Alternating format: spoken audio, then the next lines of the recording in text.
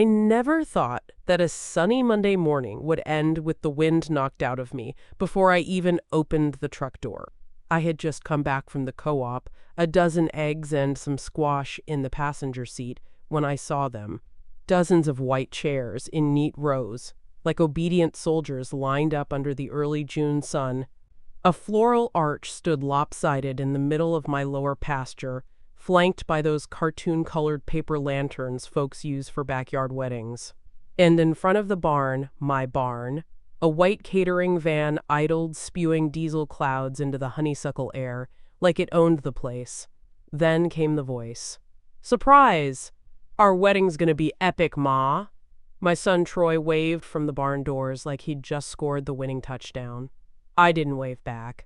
My fingers froze around the steering wheel, thumb pressing into the horn without realizing it. I didn't hear the honk, just felt the tremble of it all through my bones. A drone buzzed overhead. I looked up. A silver dot with a camera eye circled like a hawk over my land. 15 minutes later, I'd find the footage online. My soybeans as backdrop, my barn doors flung open like a stage set, and Alexandra, my daughter-in-law, twirling in a long, white rehearsal dress, captioned with pride, #our farm, #wedding bliss. That was the moment. Not when Troy said, "our wedding," not even when he called it our farm. It was that damn hashtag.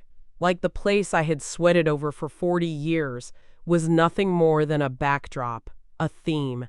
Like my land I fought the bank over in, 89. Land I laid irrigation pipe in with a busted knee in, 97. Land I almost lost when my husband died. Belonged to someone else now. Someone younger, more photogenic, someone with followers. I got out the truck slow. Gravel popped under my boots like firecrackers. My knees locked as I stared across the field. That absurd arch rising out of my soybeans like a plastic crown on an old woman's head. Troy jogged up, all smiles and sweat, arms open for a hug. "We wanted it to be a surprise," he said. It was, and not the good kind. I didn't say a word, just looked past him at the chairs, at the van, at the caterer, unloading racks of silver chafing dishes like it was a done deal. They had made plans on my land, without me. And that's when I knew. This was no misunderstanding. This was a claim. By the next morning, June 4th, I sat on my back porch with a mug of chicory coffee, the air thick with the heat of a coming storm and my own quiet fury. From that vantage point, I could see the soybean rows stretching east like prayer lines, tight and orderly. I planted those myself the third week of April, same as I've done since 1984. This porch, weather-warped wood and all, has held me through deaths, droughts, and dumb decisions. But never had it held the feeling I had that morning, like something sacred had been stolen while I was still standing in the room. Troy used to sit out here with me, shelling peas or eating peach slices from the enamel bowl. I remember when he was 6 and fell asleep on my lap while the locusts screamed like banshees at dusk. Back then, the land was just Mama's farm. Somewhere between then and now, it became our property, their words, not mine. I remember Alexandra's voice drifting from the guest house not 2 weeks ago, high and decisive, like a woman sketching out a blueprint. "It'll be perfect for our future," she'd said. I was in the garden below, pulling weeds. I paused, dirt under my nails, and looked up. She wasn't talking about a venue or a party. She meant the whole damn thing. The house, the barn, the fields. It was the certainty in her voice that made something clench in my gut. Like she'd already filed the papers, sent the invitations, rearranged the furniture in her mind. I leaned back in the porch rocker and glanced over at the framed deed on my office wall through the screen door. I'd left it there on purpose. Bought the land on March 2nd, 1984, after the owners passed and the bank tried to scare me off with paperwork and whispers. My name, Evelyn May Garner, was the only one on it. No co-signers, no husband, no parents. Just me. Alexandra's parents live up in Aiken in some gated community with pavers and poodles. They come down here and smile like they're tolerating a novelty. She tells them, "This is where we'll raise our kids." where we'll build something lasting. Funny. I already built something lasting. It just didn't include her. A soft wind rustled the soybean leaves. From the guest house window, I saw movement. Troy's tall frame, Alexandra's pale hair, my land, my name, my sweat. But to them, I was just the aging tenant in a story they were rewriting without me. Back in May, before all this boiled over, my days followed a rhythm older than most marriages. I'd wake up at 5:45, let the goats out before the sun fully yawned over the east ridge, then pour feed into galvanized bins while they butted each other like toddlers fighting over cereal. Around 7, I'd water the tomato vines, checking for hornworms with gloved fingers, then climb into my old Ford and head to the Edgefield Co-op with produce in the back. Routine. Peaceful. Mine. Percy at the co-op always had my slips ready by the time I rolled in, usually chuckling, "Mornin', Ms. Garner. You movin' more tomatoes than the Piggly Wiggly." I'd deposit my checks, $175 one week, $340 the next. Not glamorous, but honest money. May averaged out to about $325 a week, which kept the lights on and the soil fed. I don't do this out of nostalgia. I do it because it works. This land, these habits, have held me longer than any man ever did. But Alexandra doesn't see it that way. "You should think about slowing down," she said a few weeks ago, standing near the chicken run in wedge heels and a sun hat better suited to Charleston boutiques than actual sun. "Maybe move into town. A condo would be so much easier for you, for me." Like I was an elderly aunt whose clutter they'd soon need to box up and donate. That day, I was up on the ladder tightening the gutter spout. Sweat ran down my spine, and the ladder wobbled a bit. She winced, visibly, and offered a tight smile, like watching me work was something vaguely unpleasant but necessary, like waiting for the dog groomer. I knew what she meant. Easier wasn't about convenience. It was about displacement, about making room. I'm not someone who craves attention, but I've lived too long to be erased. They want me to disappear gently, a lease expiration, a silent handover. But nothing about this land was handed over. I earned every inch, bent every nail, picked up every blown fence panel after every storm. Now, I look out at my goats chewing cud under the same tree where Troy built a swing when he was 10. And I wonder, did he forget all of it? Or does he remember and just not care? Because lately, the way Alexandra talks, you'd think they were already measuring curtains. I still remember the night they moved into the guest house like it was a favor to me. It was November 3rd, 2022. Troy had just gotten laid off from that logistics job in Columbia, and I could see the panic hiding behind his good manners when he called. "Just until we get back on our feet, Ma." Maybe a few weeks. That was nearly 19 months ago. I didn't hesitate, told him to take the guest house. It needed company. I even drove into town and picked up fresh linens, new towels from the discount bin at Belk. Put a little welcome basket in the fridge. Orange juice, sausage links, and a tub of pimento cheese, just like he used to like when he came home from college. Alexandra barely looked up from her phone when they arrived, said thanks without eye contact. That first week, she called the guest house quaint and asked about Wi-Fi 3 times. I didn't say no to anything. Not when Troy needed help paying his credit card minimum that December. Not when the water heater busted in January and I covered the $642 repair. And definitely not when Alexandra cracked a molar and sat at my kitchen table, crying into a tissue, whispering about how she couldn't go to her job interview with a broken smile. I paid for that dental work in full, $1,137.50. "You're a lifesaver," she'd said through the numbness, squeezing my hand like I was her nurse, not her landlord. At the time, it felt like love.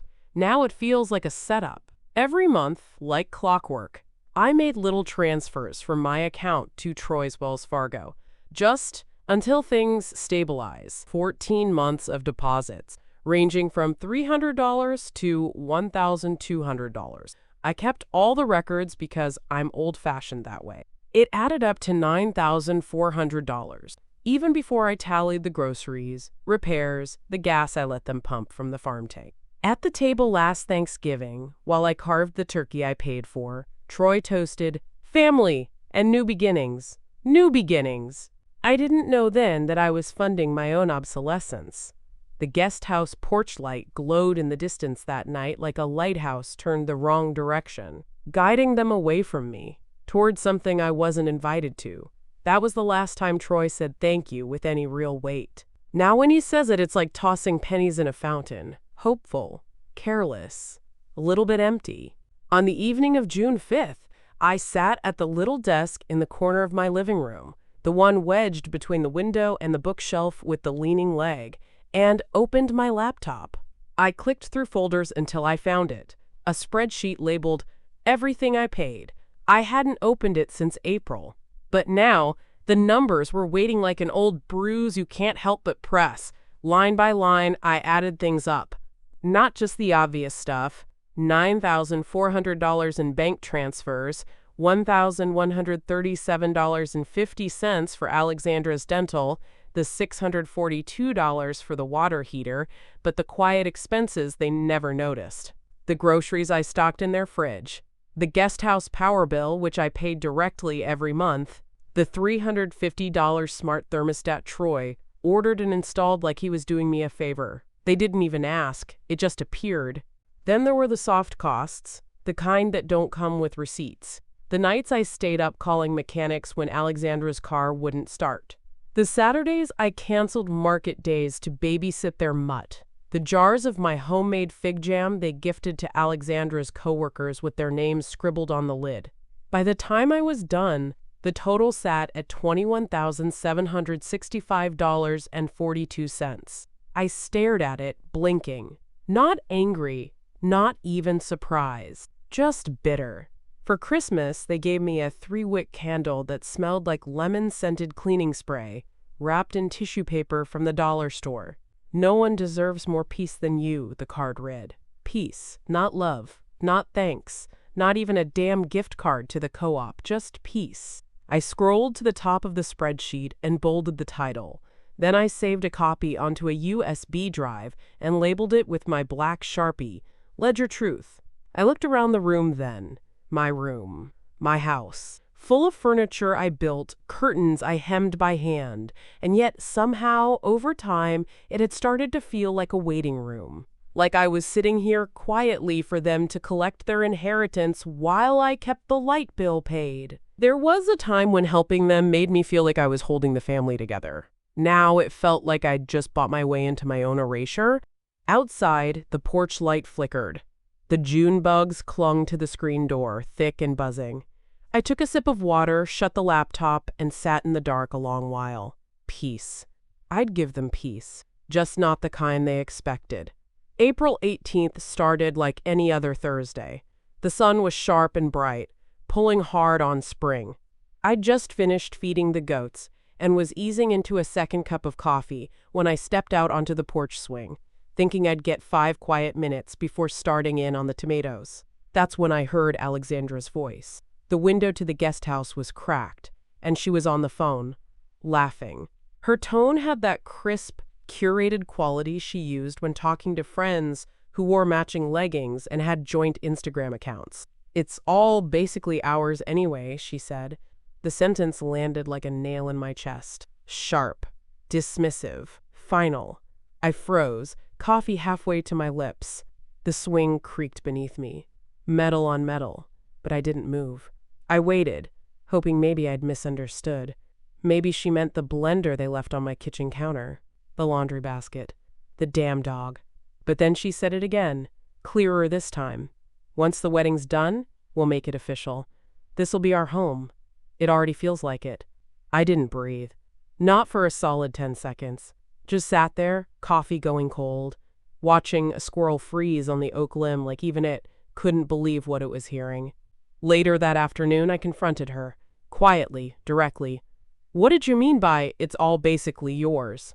She blinked at me, surprised, like a raccoon caught in daylight. "Oh, that?" She laughed too loudly. "It's just a turn of phrase. I didn't mean anything by it." Her smile was smooth, but her eyes didn't match it. They flickered, calculated. I nodded, and, didn't push. But something inside me began to calcify. That night, I checked the Nest Cam footage from the porch. I'd installed it for coyotes a few years back, never thinking I'd be using it to confirm whether my daughter-in-law was laying verbal claim to my life. There it was. Clear as anything, her voice, her words, a timestamp too, 9:43 a.m., April 18th. I saved the audio clip, labeled it Gauss tapes, and dropped it on the same USB as the ledger. They thought I was old, soft, easy to steamroll. But I was just quiet.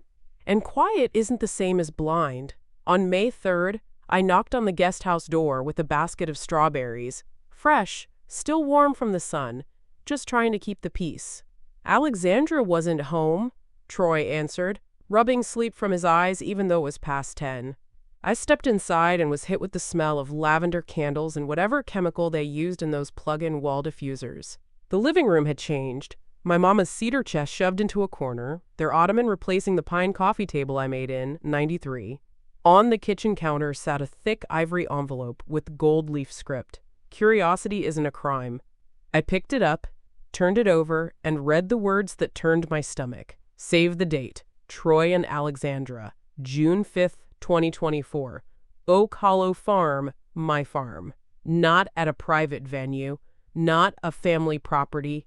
My name was nowhere. I flipped it over. Guest count, 150. Dress code, garden formal. RSVP deadline, May 15th. Not a word had been said to me. I placed the envelope back where I found it, careful not to shift the angle, and turned to Troy. Y'all planning a wedding? He stretched like it was nothing. Yeah, figured you'd see those eventually. You weren't going to mention it? He shrugged. It's just one day, Ma. You weren't using the space that weekend. Figured it was easier this way. That line, you weren't using it, as if the land meant less than an unused room in a shared apartment. As if a lifetime of work could be penciled over with a gold foil invitation. Easier for who? I asked, but he was already opening the fridge, ending the conversation. I walked back home across the gravel path with the strawberry basket still in my hand, untouched. Later, I sat at the kitchen table and opened a drawer full of receipts. Feed, seed, tractor repair, even last month's property tax. The evidence was always here. Not for a courtroom. For me. That invitation confirmed something I hadn't wanted to believe. They weren't confused. They weren't overstepping. They were planning. That night, I put the save the date under the ledger in my USB file. My hands shook, not with fear, but with adrenaline. They'd laid their cards on the table. They just didn't realize I was building a whole damn deck. By May 30th, the escalation wasn't just emotional, it was logistical. It was a Thursday morning, and I was out at the barn sorting tools when the landline rang inside the little office. Nobody ever called there unless it was business. I wiped my hands on my jeans and picked up. Hi, this is Carla from Savory Southern Catering, the voice chirped. Just confirming we'll need full access to the barn starting 9 a.m. next Wednesday. Also, do y'all provide parking marshals, or should we arrange that ourselves? I blinked. Excuse me? Oh, she stammered, clearly sensing the shift. I was told you're coordinating logistics for the June 5th wedding? No, I said, voice flat. I was not. There was a pause, then a nervous chuckle. Well, Alexandra said you'd be the point person, that her mother-in-law was handling it all. My chest went hot. I thanked her, hung up, and sat there in the barn's creaky office chair as the silence pressed down on me like a weight. On the corkboard above the desk was the invoice, pinned neatly with a red thumbtack. Savory Southern Catering invoice, number 7785 event. Troy and Alexandra wedding location. Oak Hollow events total. $11,200 deposit paid. $5,000 balance due. June 4th. They were already billing my land under a name I'd never approved. Oak Hollow Events. Like it was some brand, some business, something they had the right to sell. I pulled the invoice from the board, took a photo, then placed it under my receipts folder. Then I walked back up to the main house, slow and steady, poured a tall glass of lemonade, sat at the porch table, and pulled out the USB drive from the drawer. I added the new file, named it Catering Lie. .pdf. At that point, It stopped being about they didn't ask. They were out here telling strangers I worked for them. My barn, the one my late husband reinforced with reclaimed cypress after Hurricane Hugo, was now a line item on a bill I'd never seen. That night, I watched Alexandra's Instagram story, a slow pan of the barn with the caption, "Can't believe it's almost here, smiling face, #GoColo vibes." I smiled, but not kindly, because I knew something she didn't. She'd chosen the wrong woman to erase. On May 31st, I called a meeting. I told them to come up to the main house after dinner. No excuses. No rescheduling. When Troy and Alexandra showed up around 8:15, I was already seated at the kitchen table, the deed framed on the wall behind me, a single envelope placed dead center on the wood between us. They took their usual spots. Troy slouched. Alexandra crossed her legs, poised like she was about to receive a performance review. "I got a call from a caterer," I said. "She seemed to think I was your employee." Troy rubbed the back of his neck. "It's just for the wedding, Ma. One day. It's not like we're taking over the farm." Alexandra's eyes welled up. She clasped her hands like she was in a soap opera. "We just wanted it to be beautiful. You raised Troy here. It felt like full circle." Her voice cracked on cue. Tears slid down perfectly tinted cheeks. Troy jumped in. "You're making this into a bigger deal than it is. We're family. Why wouldn't we use the land? It's not like it's booked." He reached for my hand, but I didn't offer it. "You didn't ask," I said. Silence. Then Alexandra, trembling now. "I just thought you'd be happy for us. But you've been so territorial lately, it's like you don't even want us around." There it was, the guilt play, the tired script. I stood and walked to the kitchen drawer, pulling out the printed invitation, the catering invoice, and a screenshot of Alexandra's post about #her farm. I laid them in a row on the table.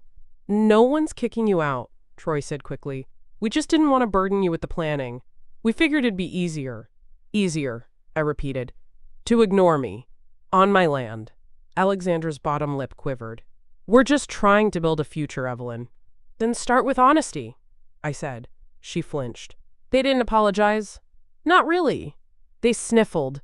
They deflected. They tried to reframe it as love, as tradition, as a sentimental surprise. They left an hour later, hand in hand, mumbling something about needing air. After they were gone, I sat at the table in the dark, staring at the envelope I hadn't opened, my original copy of the deed. They wanted me soft, forgiving, tired.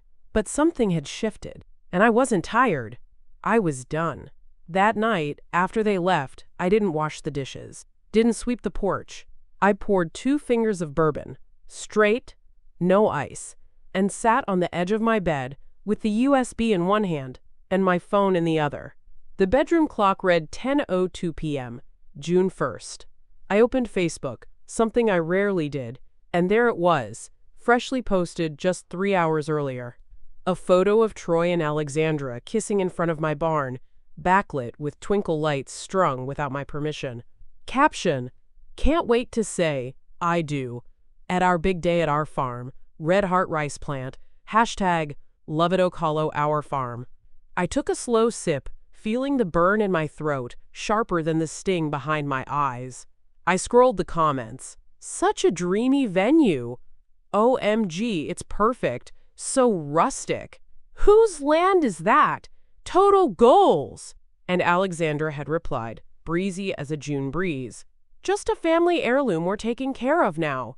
Heirloom. Like I died. I locked the phone and set it face down. Let the silence of the room settle into my chest like sediment. Then I picked it back up and texted one name I hadn't said aloud in years. Me. "You still renting out that Juneteenth spot? Trina Washington. For you, always. You got something in mind?" Me. "I got an open field, a double cross, and 14 acres of proof. Trina. That's the kind of call I like. Let's talk in the morning."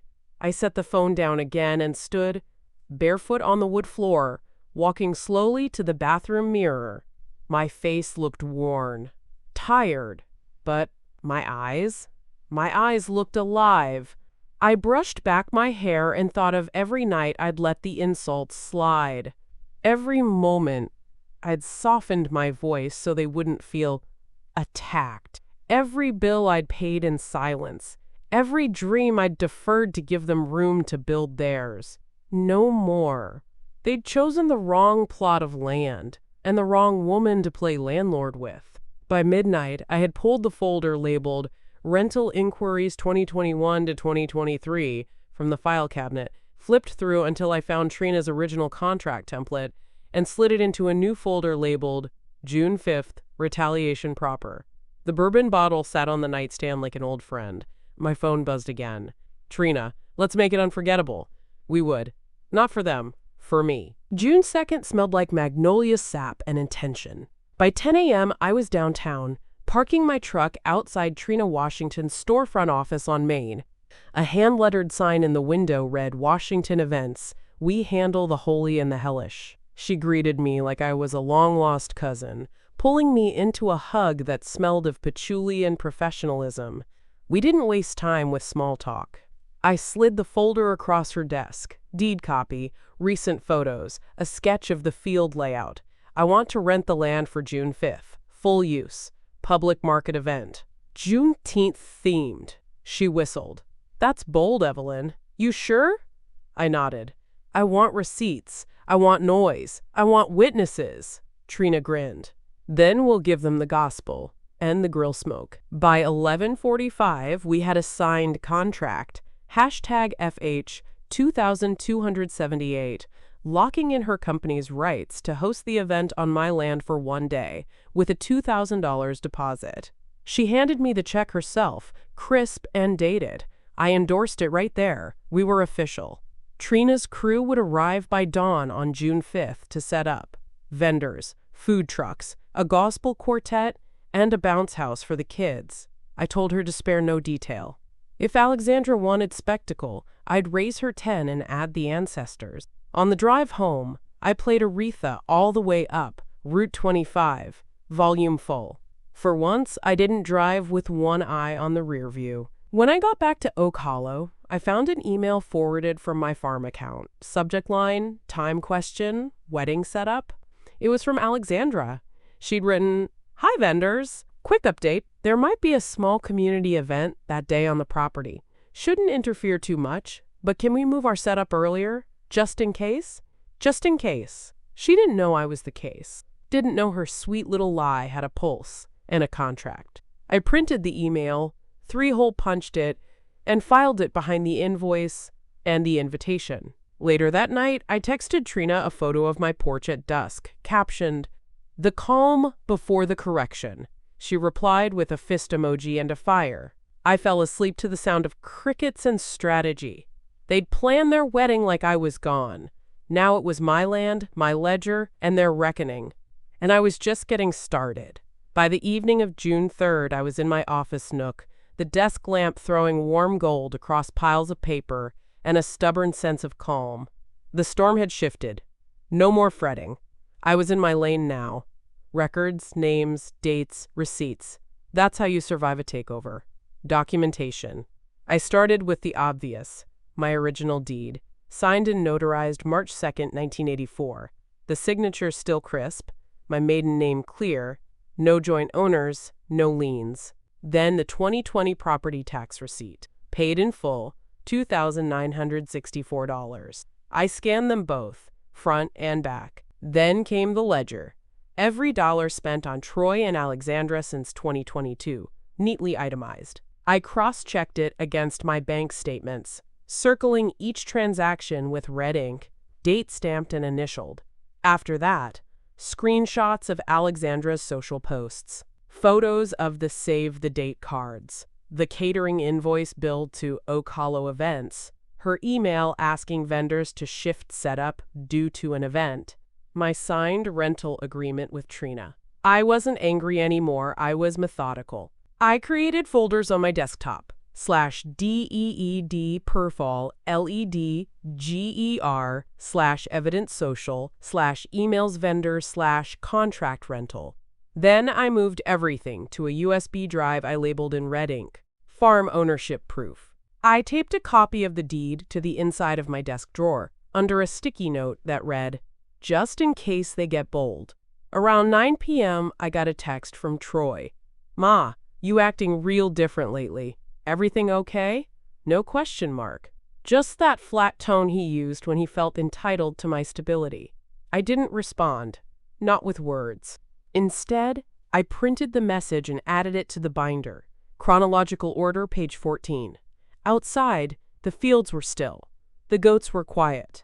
Not even a breeze stirred the porch wind chimes. Inside, the glow of my desk lamp caught the brass corner of the USB like a wink. They were building a fantasy. I was building a case. The old woman they thought they were steamrolling? She had evidence. She had contracts. She had everything lined up and named and signed. And she wasn't done.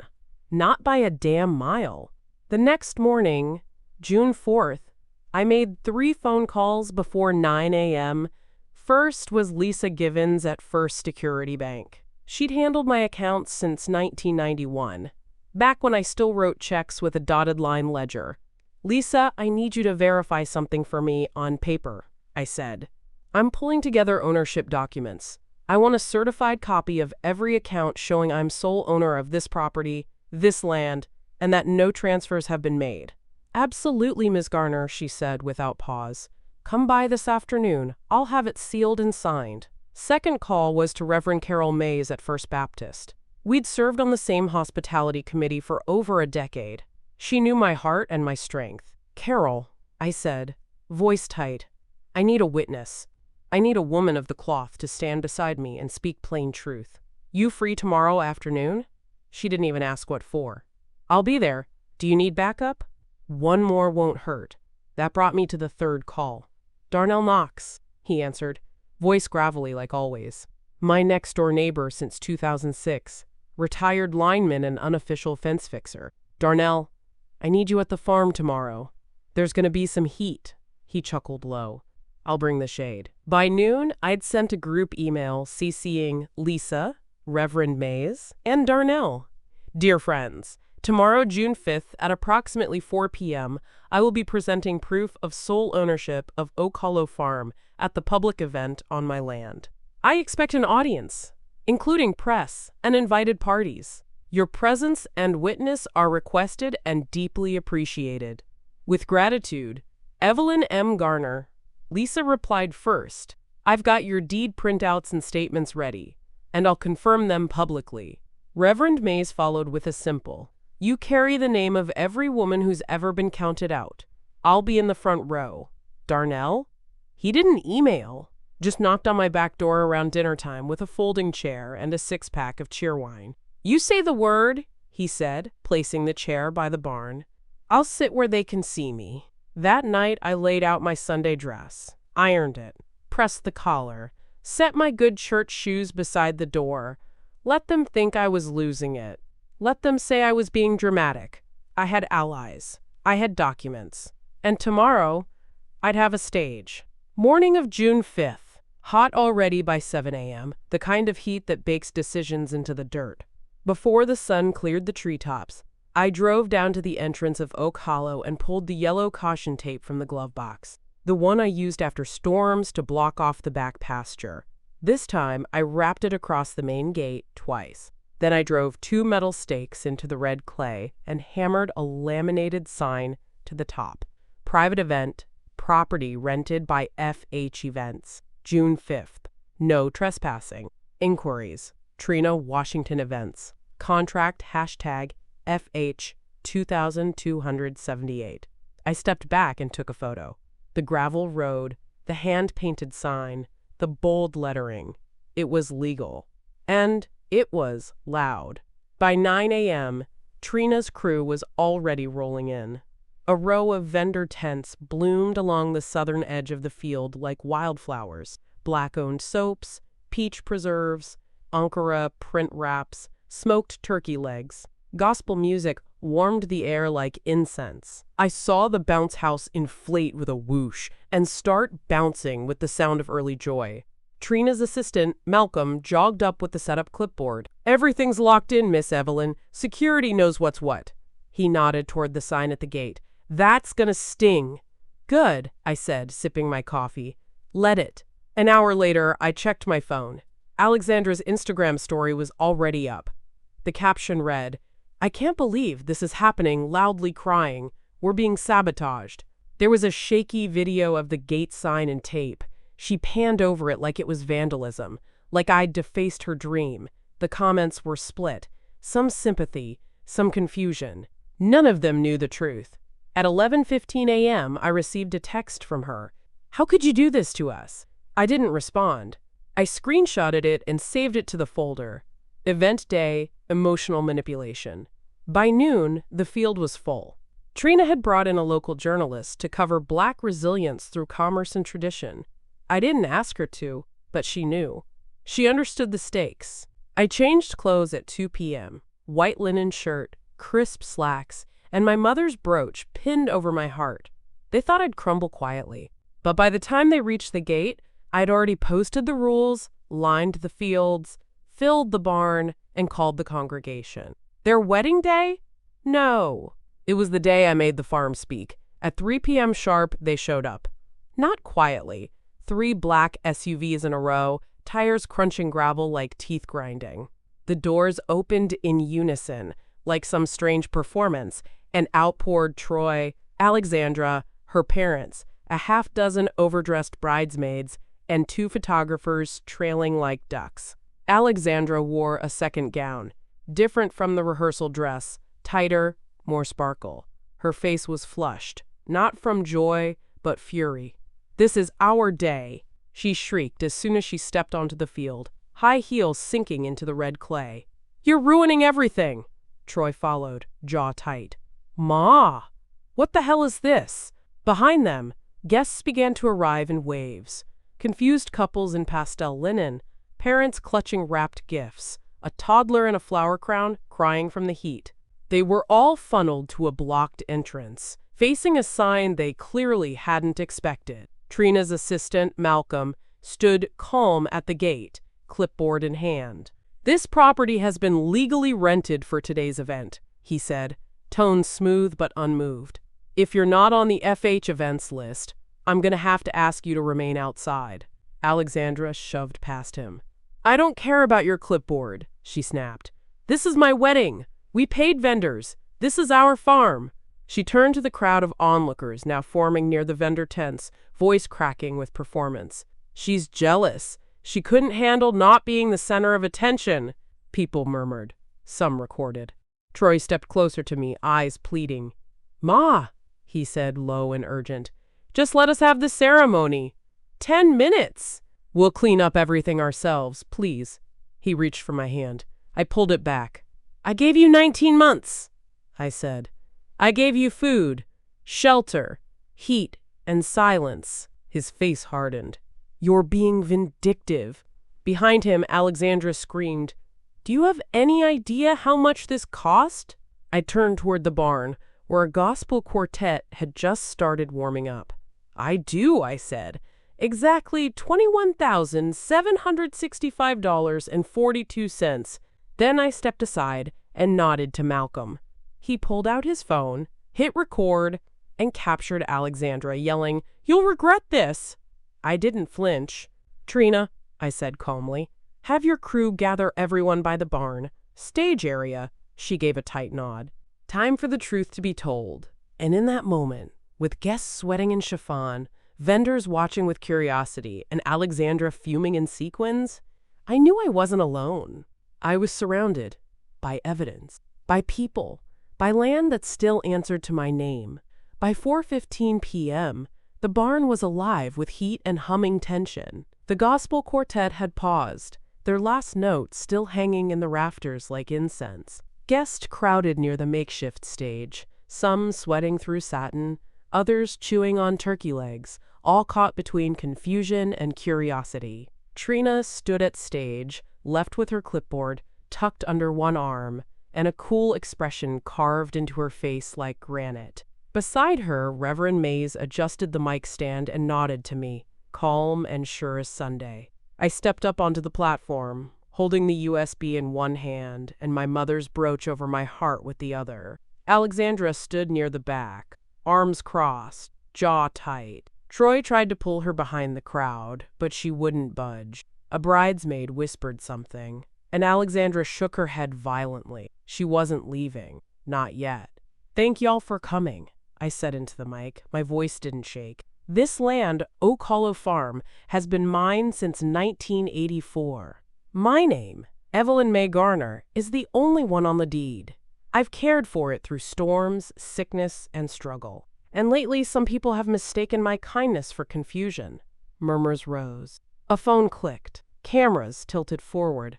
I held up the USB. "This contains 40 years of truth. Ownership records. Bank statements. Every dollar spent supporting the people who thought they could claim this place as their own." Then I nodded to Trina, who inserted the USB into the projector hooked up to the barn's back wall.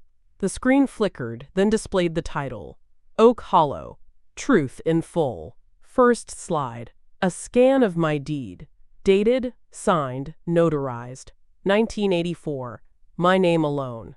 Second. Property tax receipts, including the most recent one paid March 2024. Third. The wedding invitation. Location. Oak Hollow Farm. No mention of permission. Fourth. The catering invoice billed to Oak Hollow Events. Unregistered. Unapproved. Fifth. Screenshots. Alexandra's posts, Troy's countdown, the email to vendors admitting overlap. Whispers turned to gasps. Then Reverend Mays stepped forward and cleared her throat. "I've known Ms. Garner for over 20 years. I can testify to her character, her clarity, and her ownership of every square foot on this farm." I looked to the back of the crowd. Alexandra, trembling now, turned to Troy. "Do something!" He just stood there, frozen. No stage left for him. This was mine. And it was just beginning. At 4:30 p.m., the screen behind me was glowing with the 7th slide, a screenshot of Alexandra's Nest Cam audio, transcribed and time-stamped. It's all basically ours anyway. The words hung heavier than the heat. I stepped aside so Lisa Givens from First Security Bank could step up. She wore her banker's blazer and held a manila folder pressed to her chest like a verdict. "I'm here to confirm," Lisa said into the mic, "that all accounts, deeds, and property records list Ms. Evelyn Garner as the sole owner of Oak Hollow Farm. No sales, transfers, liens, or shared claims exist. The documents are complete and current." She held up stamped, notarized papers for the camera and the crowd. People clapped. Actual claps, not polite ones. Firm, affirming, grounded. That's when Alexandra grabbed a mic from one of the vendors like she was storming a talent show. "This is ridiculous," she shouted, eyes wild. "She's trying to humiliate us. This is elder abuse." A ripple of discomfort passed through the crowd, but not everyone turned away. Some folded their arms. Others raised their phones. "She's sabotaging our marriage," Alexandra screamed.